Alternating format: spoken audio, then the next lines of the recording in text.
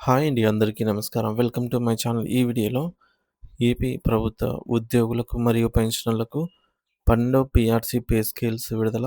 దీనికి సంబంధించిన పూర్తి వివరాలు ఈ వీడియోలో తెలుసుకుందాము. వీడియో అయితే ఎక్కడ కానీ స్కిప్ చేయకుండా ఎండ్ వరకు చూసేయండి. అప్పుడు ఇన్ఫర్మేషన్ పూర్తిగా అర్థమవుతుంది. అలాగే వీడియో చూస్తున్న ప్రతి ఒక్కరు వీడియోకి అయితే లైక్ చేయండి ఫ్రెండ్స్. ఈ వీడియోని తోటి ఉద్యోగ పెన్షనర్ మిత్రులతో అయితే షేర్ చేయండి. కొత్తగా మన ఛానల్ చూస్తున్నవారు ఇంకా ఎవరైనా సబ్స్క్రైబ్ చేసుకోకుంటే వెంటనే మన ఛానల్ అయితే సబ్స్క్రైబ్ చేసుకోండి. దీని ద్వారా నేను చేసే లేటెస్ట్ వీడియోస్ అన్నీ మీ వరకు రీచ్ అవుతాయి. ఇక ఆలస్యం చేయకుండా వివరాల్లోకి అయితే వెళ్ళిపోదాము.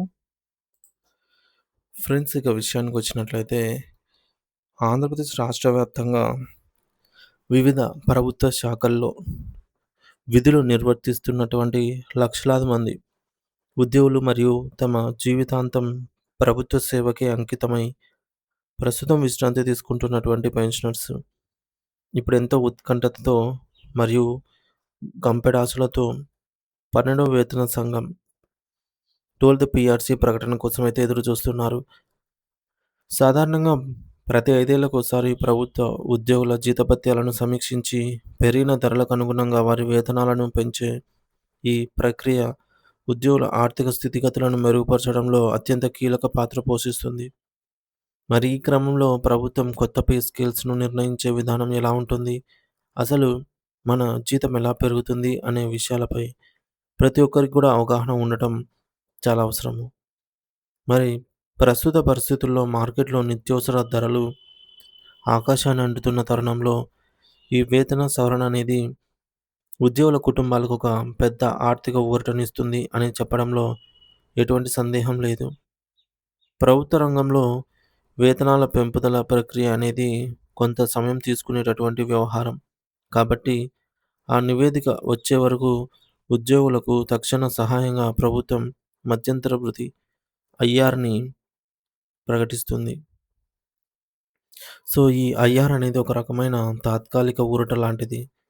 దీని ద్వారా కొత్త పీఆర్సీ స్కేల్స్ అధికారికంగా అమల్లోకి అయితే వచ్చే వరకు ఉద్యోగుల ప్రస్తుత బేసిక్ పేపై కొంత శాతం అదనపు నగదును ప్రభుత్వం అందిస్తుంది.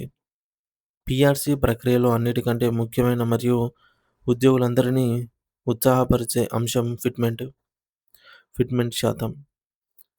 ఫిట్‌మెంట్ అంటే పాత జీతం నుండి కొత్త జీతానికి మారే క్రమంలో ప్రభుత్వం ఇచ్చే అదనపు ప్రోత్సాహక శాతం అని మనం అర్థం చేసుకోవాలి. గతంలో అమలు చేసినటువంటి 11వ పీఆర్సీలో ఉద్యోగులకు 23% ఫిట్‌మెంట్‌ను కేటాయించారు. అయితే ప్రస్తుత పరిస్థితుల్లో 12వ పీఆర్సీలో ఈ శాతం ఎంత ఉంటుంది అనేది ఇప్పుడు పెద్ద చర్చనీయాంశంగా మారింది. పీఆర్సీని అమలు చేసే సమయంలో ప్రభుత్వం అనుసరించేటటువంటి ప్రధాన సూత్రం ఏమిటంటే అప్పటి వరకు ఉన్నటువంటి కరువు భత్యం డీఏ శాతాన్ని ప్రాథమిక వేతనంలో విలీనం చేయడం, కలిపేయడం అన్నమాట. దీనినే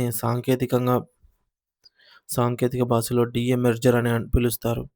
దీని వెనుక ఉన్నటువంటి లాజిక్ ఏమిటంటే పెరిగిన ధరల కోసం అప్పటి వరకు ఇచ్చిన భత్యాన్ని శాశ్వతంగా జీతంలో భాగం చేయటం అన్నమాట.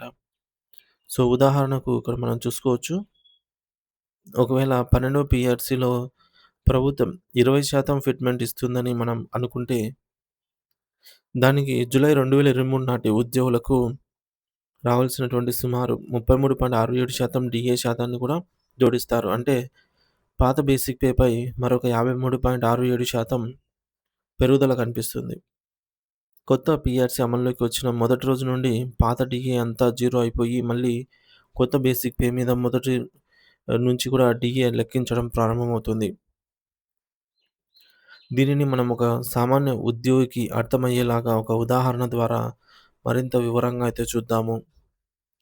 ఒక ఉద్యోగి లేదా పెన్షనర్ యొక్క ప్రస్తుత బేసిక్ పే రూ. 40,000 అనుకున్నప్పుడు, మనం ఇప్పుడు పైన చెప్పుకున్న విధంగా లెక్క ప్రకారం ఫిట్‌మెంట్ మరియు డీఏ కలిపి మొత్తం 53.67% పెరుగుదల వస్తే, ఆ 40,000 మీద అదనంగా రూ. 21,468 పెరుగుతుంది.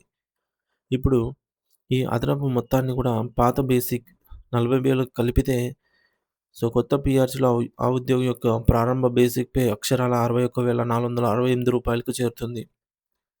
అంటే ఒక్కసారిగా బేసిక్ పేలో ఇంత పెద్ద మార్పు రావటం వల్ల దానిపై ఆధారపడి ఉండే ఇంటి అద్దె భత్యం హెచ్ఆర్ఏ మరియు ఇతర అలవెన్సులు కూడా పెరిగి చేతికి వచ్చే నికర జీతం గణనీయంగా అయితే పెరుగుతుంది.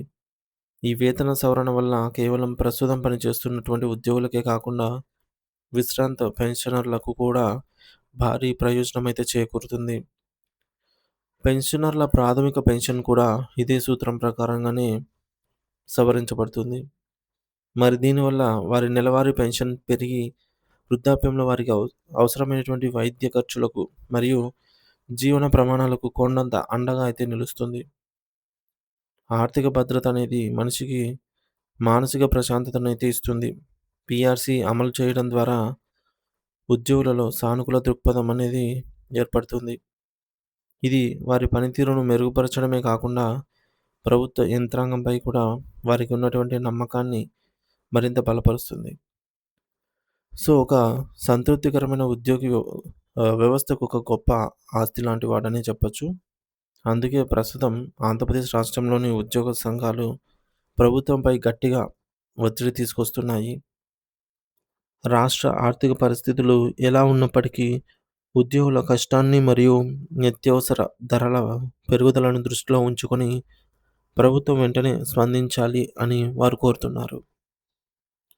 సో, సాధ్యమైనంత త్వరగా పీఆర్సీ చైర్మన్‌ను నియమించి కాలపరిమితితో కూడినటువంటి నివేదికను కోరాలని, ఈలోగా ఉద్యోగుల తక్షణ అవసరాల కోసం కనీసం 30% మధ్యంతర భృతి ఐఆర్ ప్రకటించాలని వారు డిమాండ్ చేస్తూ ఉన్నారు.